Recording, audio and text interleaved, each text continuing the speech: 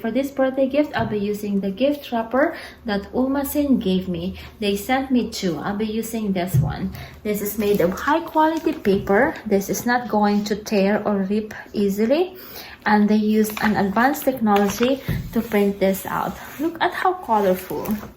So festive. And look at the balloons. It's really like a really festive birthday gift wrapper. And it has a print on the other side too. So you can use both sides. So maybe you can do like fold it like that, like in the birthday, and then fold it like this. So you have like the different like papers, or you can just use this one. If you're giving someone a gift on Memorial Day or July 4th, you can use this other side too. So this is like 17-inch wide. This is 17-inch, and then 33 feet long. So this roll, look at that's a pretty like thick roll. So this is 33 feet long.